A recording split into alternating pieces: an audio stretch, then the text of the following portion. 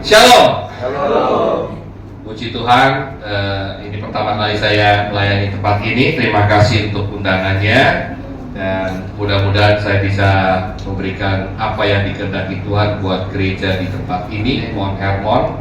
Ini kalau sinodenya Gereja Jemaat Kristus Indonesia itu JKI ya? Iya. Oke, baik. Sama-sama dengan GBCC juga dong ya? GBCC juga part of the JKI. GJKI. Ini GJKI, beda dengan JKI ya? Oh, oke. Baru tahu juga. Ternyata di Indonesia sinode banyak sekali. Gereja di Bekasi juga banyak sekali.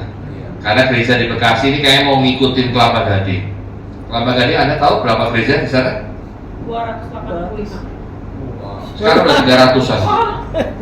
Yang terdaftar resmi 8 saja. Kenapa saya tahu? Karena kemarin baru pertemuan dengan para hamba Tuhan di sana. 8 saja yang resmi terdaftar, tapi ada 300-an gereja yang ada di Kelapa Gading. So big, ya. Bekasi juga sama, bentar lagi mulai jadi kota Bekasi, jadi satu hal yang seksi buat pelayanan Kristen saat ini. Gereja-gereja besar juga mulai masuk ke Bekasi, sudah mulai masuk Mawar Saron, masuk Bekasi, di Beria semakin gede di Mega Bekasi, dan macam-macam. Nggak tahu nanti kapan akan masuk yang lebih besar lagi. Bikin rame Bekasi, kita menangkan bersama-sama. Nanti suatu saat, pada saat Tuhan katakan, ayo bersatu tubuh Kristus, jangan pakai kecil-kecil di sini lagi, kita pakai gor. Amin. Pakai gor. Bila perlu baptisan bukan di kolam renang lagi, di telaganya semua rekor kita baptisan massal. Jangan kita tahu, suatu saat bisa terjadi. Amin. Banyak yang mengundang saya selalu memberikan title yang luar biasa di depannya, pendeta. Padahal saya bukan pendeta. Saya masih evangelis. Memang sempat mau jadi pendeta, tapi saya malah mundur karena pelayanan saya banyak di marketplace. Saya adalah dari 2004 sudah menjadi member dari Full Gospel Businessman Fellowship International. Itu pelayanan untuk para pengusaha Kristen, dan memang di sana tidak ada gelar pendeta, atau justru malah pendeta nggak bisa jadi pengurus Full Gospel, tapi jadi member boleh. Untuk apa? Supaya kita benar-benar interdenominasi. Karena kalau pengurusnya ada pendeta, berarti ada denominasi tertentu, takutnya jadi tidak netral dan tidak bebas. Maka pada saat tahun berapa ya? 2010 ya. 2010 saya ada di persimpangan jalan, masuk ujian untuk kependetaan saya. Yang jelas pasti dapat, atau saya harus melepaskan dan harus bayaran di marketplace. Saya berdoa sedemikian rupa dan minta tanda bantuan, dan akhirnya Tuhan mengirim saya di marketplace saja. Jadi yang tinggal ujian saya tinggalkan. Jadi saya nggak jadi pendeta, saya jadi evangelis di dunia marketplace sampai sekarang. Ya. Saya juga di gereja cukup aktif juga di gereja GPI Duta Permai, aktif untuk membawai komsel dan juga anak-anak muda saat ini. Ya. Itu pelayanan saya. Nah, hari ini saya ingin membawakan, ini sebenarnya tema yang sudah beberapa kali saya bawakan. Cuma saya kepengen lagi ngomong ini lagi karena tadi pagi saya berdoa lagi itu. Sebenarnya sudah menyiapkan juga satu materi tertentu, tetapi saya berdoa, Tuhan mau yang mana? Tuhan malah menggerakkan saya untuk mengulang ini kembali, karena ini hal yang penting buat kita pelayan-pelayan Tuhan, supaya apa? Jangan sampai gereja itu seolah-olah terlalu rohani, tetapi lupa melakukan pelayanan terhadap manusianya. Karena gereja itu mirip-mirip dengan perusahaan sebenarnya. Kalau Bapak Ibu pergi ke restoran, kepengen karena restorannya hebat, selain makanannya enak, apalagi? Layanannya bagus. Coba kalau makanannya seenak apapun juga, ditaruh sama pelayannya, dilempar, nih, kira-kira datang lagi nggak? Saya pernah ke China tahun 2019-an, masih mungkin 30 tahun yang lalu gitu ya, ke China, ke Beijing, sama. Itu kalau di restoran itu ya dari jarak jauh, mirip kayak di film-film tuh. Ya mau tumpah mau kagak, bodo amat. Kita yang biasa orang Indonesia dilayani dengan baik kan mengerutkan baik, kok begini caranya. Tapi kembali lagi setelah 10 tahun kemudian berubah total. pelayanan jauh lebih baik lagi, karena mereka sudah mulai membuka diri di China dan orang asing mulai masuk, dia mulai memperbaiki. Kalau gereja juga masih tertinggal dengan cara-cara lama dan lupa membuat satu hal yang membuat jemaatnya happy dan puas, ya kita akan susah sekali cari jemaat. Memang setiap kali buka gereja kan pasti kita akan membuat jemaatnya jadi penikmat serving kita. Apa sih jemaat gereja yang baik yang dinikmati?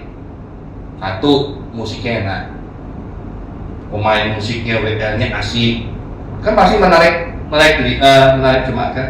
Kedua, pengkhotbahnya asik apa enggak? Ini harus kita lakukan sebelum akhirnya pada saat jemaatnya udah ini, jangan lupa juga jemaat harus diajarkan bagaimana memberikan pelayanan terbaik yang bukan sekedar slogan, tapi itulah mentalitas daripada jemaat.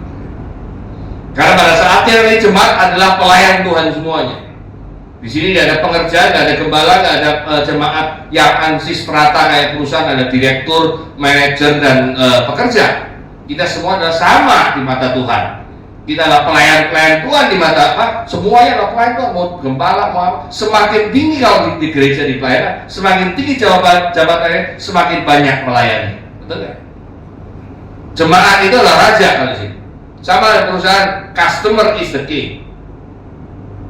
Jemaat gereja jauh lebih the king lagi karena dia anak-anak Tuhan yang harus kita layani. Amin. Next. Saya ingin kasih informasi sepintas ya sebentar ya. Tahun ini kalau kita lihat kalender Ibrani itu adalah P Dalet. P itu adalah 80, Dalet itu angka 4. Dalet itu ada bicara masalah pintu. Apa sih maksudnya pintu? Biasanya kita di gereja kita juga melihat tanggalan atau tahun kalender daripada Ibrani itu, melihat ke depan kita harus masuk kemana. Next, secepat aja nih informasi ada 3. Artinya apa? Ada pintu kesempatan untuk penginjilan. Saat ini tahun ini dari tanggal tadi sampai tahun depan itu tanggal Ibrani, kita sedang dibukakan Tuhan untuk pelayanan kita. Keselamatan, pintu penginjilan, kesempatan menginjil jauh dibukakan buat kita. Ada apa? Lalu pintu penuaian dan berkat. Bayangkan, banyak ladang yang telah menguning untuk siap dituai. Katanya sekarang, Pak, sudah nggak menguning lagi, Pak. Sudah busuk padaan. Kenapa? Dari dulu menguning dulu tapi nggak dituai-tuai, kan busuk lama-lama. Kita sebelum mereka busuk, kita tuai dulu supaya jangan terlalu matang, gitu kan? Kita harus tuai supaya kita bisa berikan pada kerajaan Allah. Yang ketiga, pintu surga sudah dibuka untuk memberkati lain-lain. Next. Nah, ini semua kita lihatkan dan ternyata hal ini juga dilihat oleh hamba-hamba Tuhan dunia karena dia melihat ada satu kesempatan yang dibukakan Tuhan untuk kita memberitakan firman Tuhan jauh lebih luas dan lebih bebas lagi. Apa? Itu mereka bersepakat sebenarnya. Nanti di belakang ada kesepakatan bagaimana sepakat untuk menuntaskan amanat agung Tuhan Yesus. Jadi jangan kaget kalau sekarang di Indonesia banyak gereja dibuka, baik gereja denominasi yang ada dibuka di mana-mana, termasuk juga gereja-gereja baru juga muncul lagi. Di Mega Bekasi ada gereja baru dari Amerika, New Identity Church. Yang pernah dengar? Nah, baru lagi ya apa? Semakin ramai. Sinodenya GKPR ya, Gereja Kristen Pencurahan Roh. Nah, apalagi bingung juga. Saya nggak tahu GJKI ini ada di bawah Aras Nasional, ada di bawah mana nih kan? Biasanya gereja tuh di nasional hanya ada 8 aras nasional kan, ada Katolik, HKBP, Balai Keselamatan, kayak gitulah. Banyak sekali. GBI aja udah banyak banget. Apalagi PGLI, PII, PGI, wah, anggotanya banyak. Nah, ini benar-benar terbuka. Pertanyaannya, maukah kita bergerak? Pintunya dibuka. Yuk kita kerjasama. Dalam artian apa? Gereja-gereja ini harus bersatu. Gereja bahasa Latinnya adalah eklesia, betul ya? Eklesia, yang artinya tubuh. Alkitab mengatakan tubuh ini macam-macam loh anggotanya, berbeda-beda fungsinya, tetapi satu tubuh.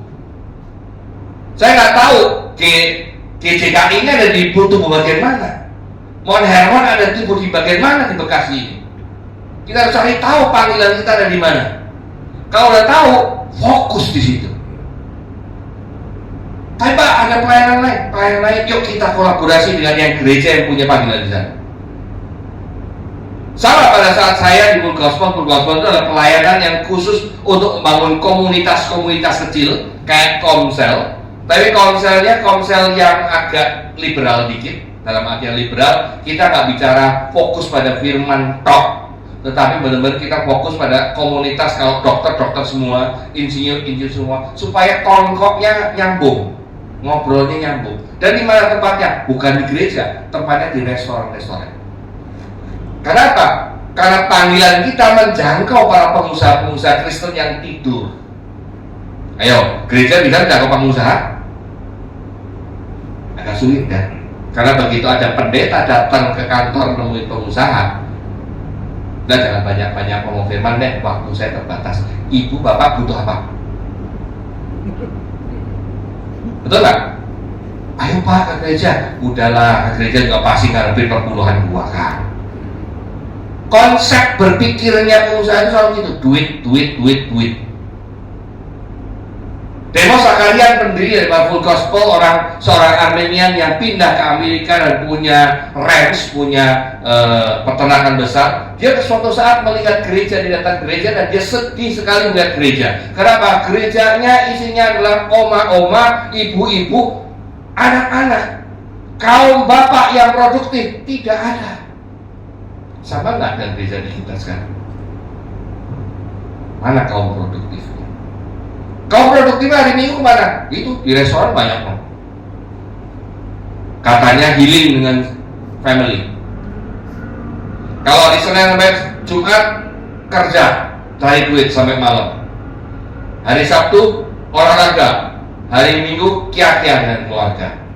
Kapan ke gereja? Nanti kalau sudah tua, kalau diberi kesempatan. Makanya Demos katakan ini harus digarap. Yang digarap pengusaha-pengusaha yang ada di lapangan sana, kita harus garap. Gimana caranya? Mereka nggak suka diajak ke gereja. Mereka suka kalau diajak makan. Makanya diundang makan. Saat makan ngobrolnya mau bicara. Kalau ke dokter bicara kesehatan, tiba-tiba aja kita memang udah set biasanya. Yuk kita nanti habis ngomong, ngobrol, kita nanti akan kesaksiannya tidak directly, tetapi kesaksian aku kemarin dapat berkat dari Tuhan luar biasa. Dibikin kepo dulu dong. Wah, apa itu berkat Tuhan tuh? Harus cerita, you know, God is good. Tapi sebelumnya kita udah research. Yang kita undang problemnya mirip dengan kesaksian. Jadi pas kita kesaksian begitu, God is good.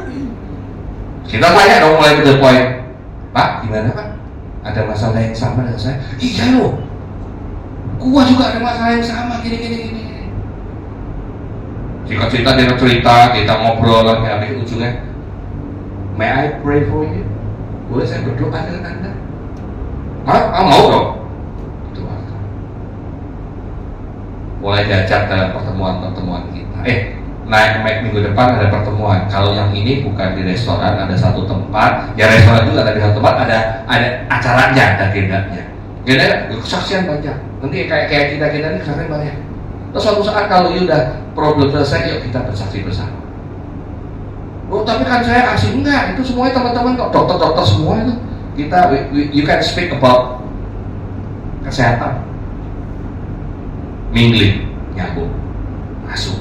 Pada saat dia masuk, kalau dia belum dibaptis, kita arahkan, yuk mau baptis kemana? Kita nggak terima baptisan, nggak bisa beri baptisan. Lu rumah kamu dekat mana sih gereja? Mau nggak gereja ke situ? Atau mau ada bayangan gereja mana? Yuk kita kirim ke sana supaya dibaptis di gereja. Karena Full Gospel nggak bisa baptis. Yang bisa baptis adalah gereja yang terdaftar. Betul ya Pak? Itu. Jadi gimana kita bisa menjawab itu? Dan sekarang tantangannya nggak cuma Full Gospel, tapi semua orang percaya di bawah satu nuansa. Ayo kita tuntaskan amanat agung. Ini udah 2000 tahun, hampir 2000 tahun dicanangkan oleh Tuhan Yesus. Tapi kelihatannya manusia Kristen ini nggak bergerak, malah terkadang gontok-gontokan. Sehingga akhirnya apa? Jemaatnya pada ngabur sana sini. Kelihatannya gereja berkembang, ada gereja yang tinggi, ada gereja yang mau. Kenapa? Bukannya semuanya tinggi, tapi yang di sana tinggi, di sini mendelep. sininya tinggi. Nanti suatu lagi tinggi, sininya turun lagi. Let's say kita udah hampir 10 atau 20 tahun saya membaca data statistik Indonesia. Orang Kristen di Indonesia kurang lebih hanya berkisar 8-10% saja. Nggak pernah bergerak lebih bombastis, boom gitu kan. Why? Padahal denominasinya, gerejanya semakin banyak. Jumlah gerejanya meningkat, jemaatnya statis. Alias apa? Anda sedang mancing di kolam renang yang sama. Saling caplok sini, caplok situ gitu kan. Padahal kita disuruh apa? Pergi. Next coba. Kalau sudah pelayanan kayak gini terbuka semuanya, kita mau jawabnya apa nih? Mau login atau log out? Kalau login, ayo sama-sama. Kalau log out, ya sudah. Amanat Agung itu apakah pergi dan ajarkan semua bangsa murid? Nah, gereja kemana? Apakah gerejanya menjangkau teman-teman sekitarnya saja, atau benar-benar mau menjangkau keluar? Outreach, namanya juga outreach, menjangkau yang ada di luar. Terkadang saya salut sama teman-teman pendeta-pendeta GBTI, karena GBTI itu habis lulus kependetaan, dia cuma dikasih ini ada garam, ini ada center, ada kitab. Yuk, diminta Tuhan pelayanan di suku A di Dayak Kalimantan sana. Saya pergi ke sana kemana? Doa. Nanti saya hidup di sana, doa. Mereka baru pergi ke sana, merantau tanpa modal yang cukup sebenarnya. Hanya modalnya adalah iman untuk memang disuruh Tuhan ke sana, pasti Tuhan akan pelihara. Ada yang berhasil, ada yang nggak sanggup. Tapi yang berhasil dahsyat. Saya pernah melayani juga, membantu di Mission Care. Mission Care pelayanannya lebih unik lagi, nyariin duit buat bagi-bagi ke para pendeta-pendeta di pedalaman untuk ngasih kehidupan. Karena apa? Kalau ada pelayan di pedalaman, PK-nya bukan uang, PK-nya adalah makanan, hewan terkadang. Pertanyaannya, pada saat pendeta itu sudah punya anak, punya keluarga, dia nggak butuh makanan dan hewan buah, dia butuh duit buat bayar sekolah. Nah, kita sumbang satu bulan sekarang kalau nggak salah 150.000 sebulan. Anda tahu ada satu pendeta sudah dapat 150.000, dia katakan, aku udah dicukupin Tuhan. 150 itu saya ambil 20.000 saja, cukup buat saya.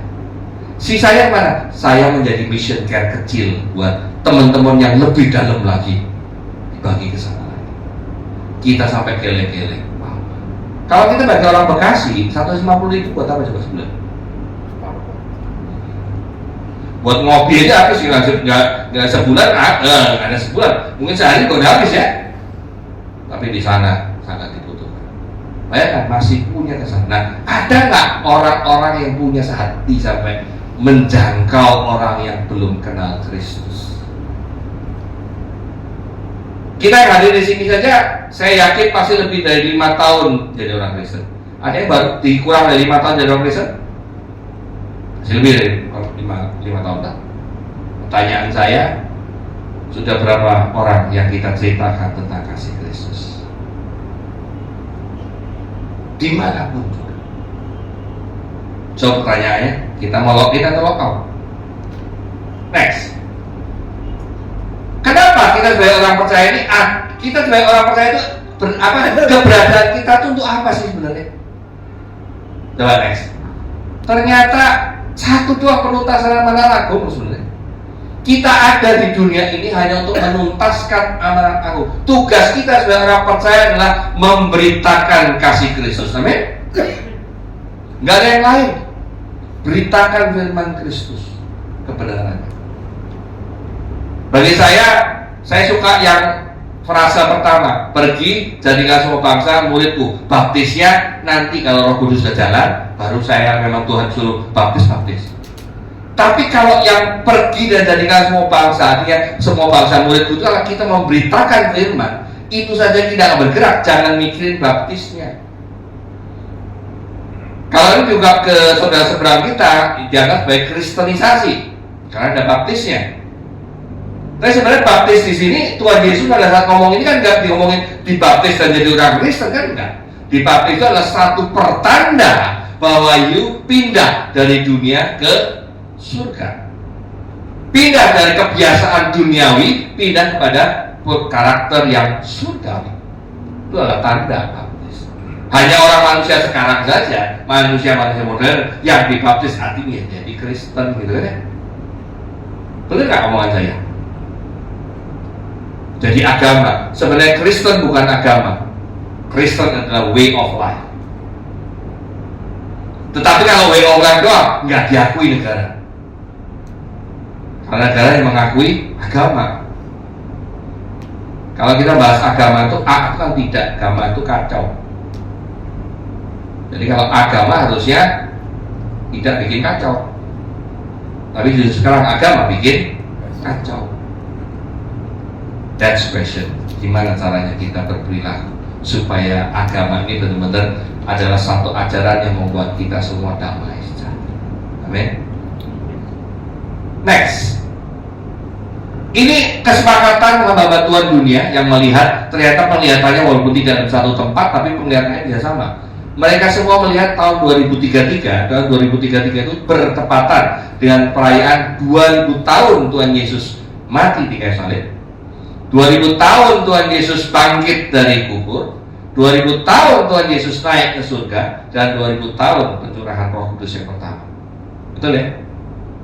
Dan mereka sepakat pada saat perayaan 2 millennials, 2000 tahun, kita akan menyaksikan dan mendeklarasikan bahwa setiap orang di dunia akan berjumpa dengan Yesus Kristus secara otentik melalui kuasa dan hadirat Roh Kudus pada saat perayaan Pentakosta 2033. Setiap orang di dunia, bukan setiap orang di Bekasi loh, setiap orang di dunia.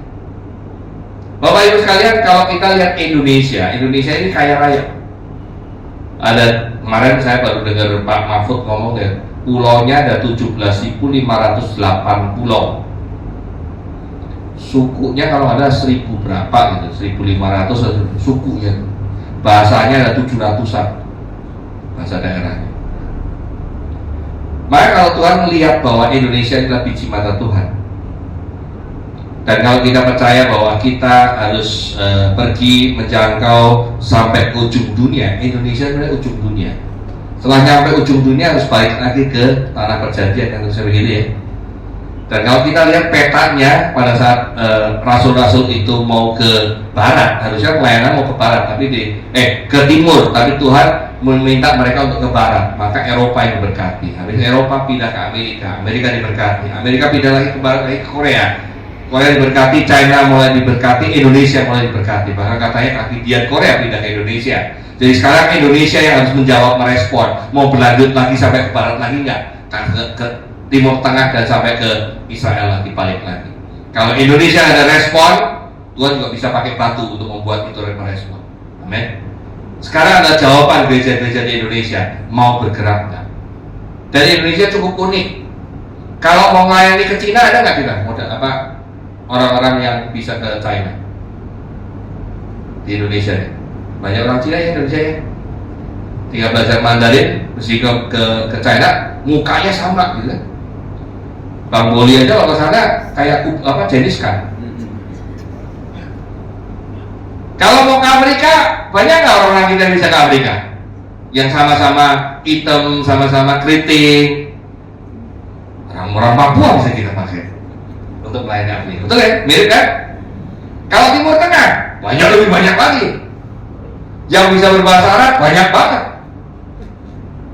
Gereja Ortodoks Indonesia juga mulai berkembang banyak. Yang pandai ngajinya ngaji Alkitab tadi. Ya. Dan kalau kita lihat gereja Ortodoks mirip sekali kayak mirip-mirip di saudara sebelah kita. Tapi yang baca adalah Alkitab. Bisa juga. Mau mana lagi coba negara? Artinya apa? Indonesia memang jadi pusat evangelisme di akhir zaman. Tinggal log in atau log out. Kita mau masuk atau enggak? Nah, baik lagi, ini adalah gerakan dunia. Gimana kita bisa bawa? Apa sih arti otentik? Next, otentik di sini artinya adalah asli, dapat dipercaya. Next, lalu apa yang kita harus lakukan?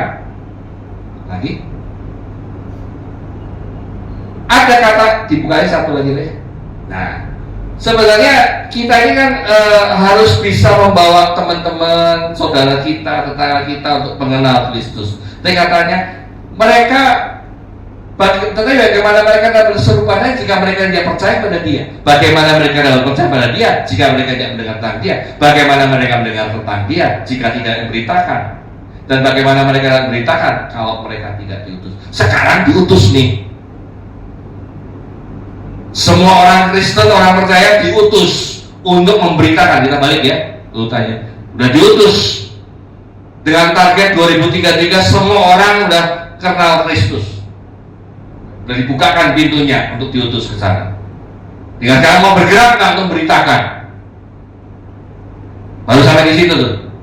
Kalau benar-benar kita semuanya bergerak memberitakan firman Tuhan, pasti ada orang bisa percaya. Kalau orang percaya, baru dia bisa berseru pada Tuhan lagi. Kira-kira gitu ya. Nah, tugas kita kalau percaya memberitakan firman Tuhan dan kebenarannya, supaya setiap orang tahu siapa Yesus Kristus Sang Juru Selamatnya. Next, caranya gimana? Sebenarnya gampang sih. Ya tadi, pada saat kita mingling, pada saat kita ngobrol, bicara, jangan cuman gosip atau gospel. Istilahnya kan gospel. Gospel itu gosip pelayanan. Gosipnya ya tetap gosip, tapi tematik gosip. Apa? Matius 6:33 kita gosipkan. Roma 8:28 kita gosipkan. Apalagi? Yeremia apa tuh yang Tuhan tidak pernah mendatangkan kecelakaan. 29 ayat 11. Nah, Yeremia 29 ayat 11 kita gosipkan. Dan gosip ini ada temanya, tema Alkitab gitu.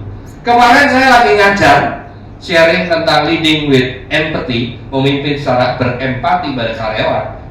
Secara otomatis lidah saya itu mengutarakan firman Tuhan juga, walaupun yang diajari macam-macam, ada berbagai agama, perusahaan.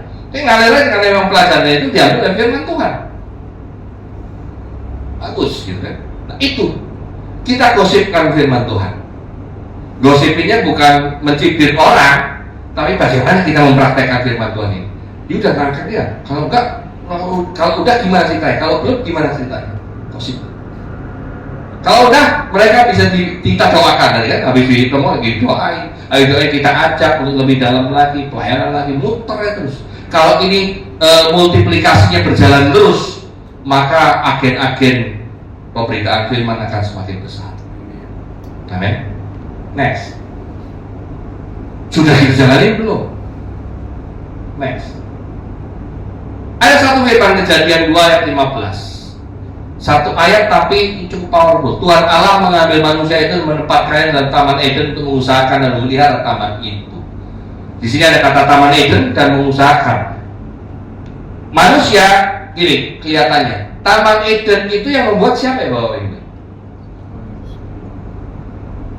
Satu-satunya taman di bumi ini yang diciptakan oleh Tuhan langsung ya.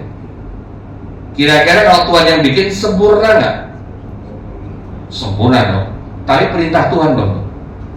Kalau Tuhan menganggap Taman Eden itu sempurna, harusnya cuma pelihara. Tapi kan Tuhan tidak. Kata perintah pertama apa? Mengusahakan dan memelihara. Bukan hanya memelihara. Karena mengusahakan ini adalah artinya menjadi lebih baik. Artinya Tuhan memberikan kita, diciptakan kita segala sesuatu pada Tuhan adalah punya kapasitas dan punya otoritas yang sama dengan Bapa untuk membuat segala sesuatu yang di dunia ini menjadi lebih baik, bukan menjadi lebih buruk. Setan yang mengubahkan itu. Makanya manusia sekarang kan pintar, bikin kejahatan juga lebih canggih lagi. Betul ya? Narkoba ditangkap di sini bisa aja bikin narkoba yang lain lagi yang kayak apa semuanya. Kejahatan semakin canggih, semakin hebat, apalagi kan kejahatan digital sekarang. jauh lebih canggih lagi dan semakin canggih. Gak bisa di stop. Taman Eden ini siapa? Next. Taman Eden ini adalah sebenarnya siapa sih Taman Eden? Gak usah jauh-jauh deh, keluarga kita, pekerjaan kita, masyarakat sekeliling kita. Itulah ladang pelayanan kita.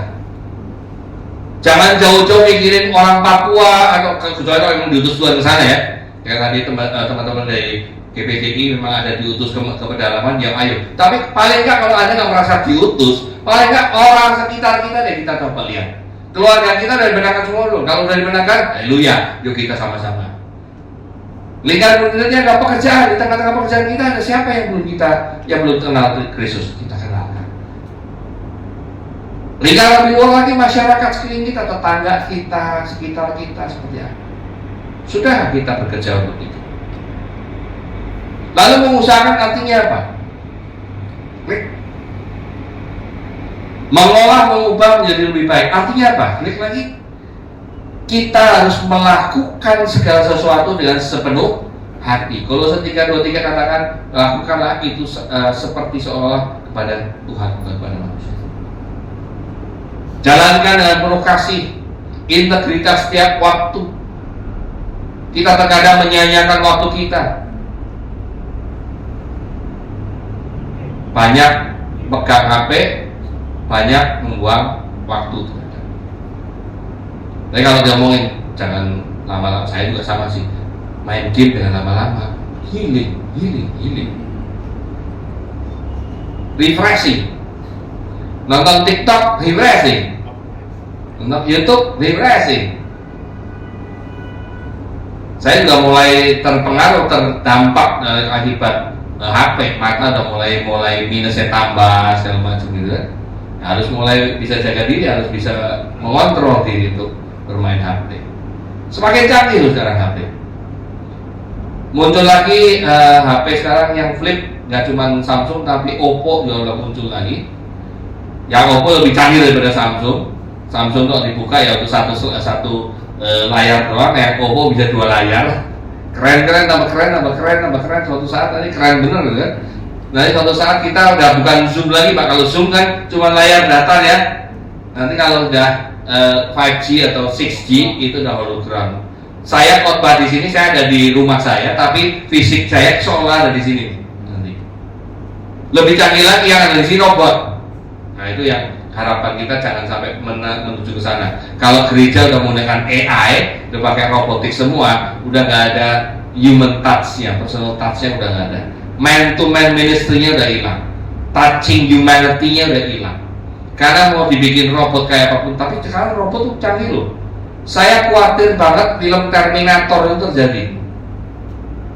Bayangkan setiap kali Anda pakai AI, chat GPT, Anda tanya, dia semakin pintar. Semakin banyak yang nanya, semakin pintar. Saya worry, suatu saat mereka juga bisa mengubah perasaan ke dalam robot.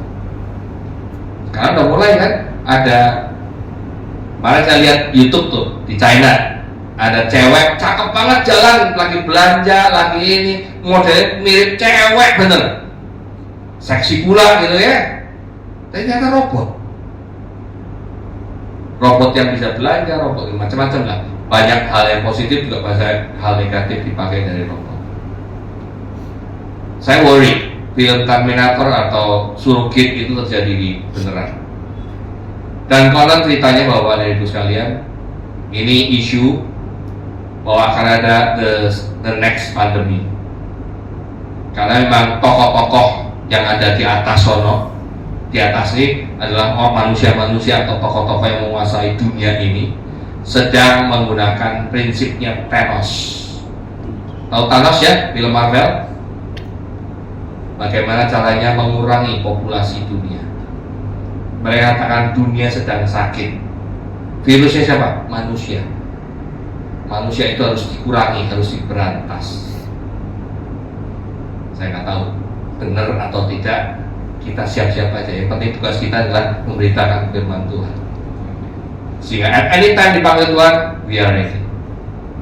Dan ini semua kembali kepada next, pada ladang pelayanan kita ini. Inilah yang harus kita garap sepenuh hati, kita harus garap dengan penuh kasih dan penuh dengan waktu yang kita punya. Next. Otentik di sini artinya apa sih? Buka aja Bu, nggak apa-apa deh. Artinya apa? Tuhan sendiri memberikan teladan. Pada saat dia otentik, dia katakan ketemu dengan Tuhan otentik itu bukan kita yang mau ketemu Tuhan. Bayangin, Tuhan yang nyiptain kita, dia punya niat untuk ketemu dengan secara otentik dengan kita. Kan harusnya ciptaan yang datang ke atas dong ya. Ini yang atas yang nyiptain kita datang ke dunia untuk ketemu secara otentik dengan ciptaannya. Dan kasihnya tanpa syarat.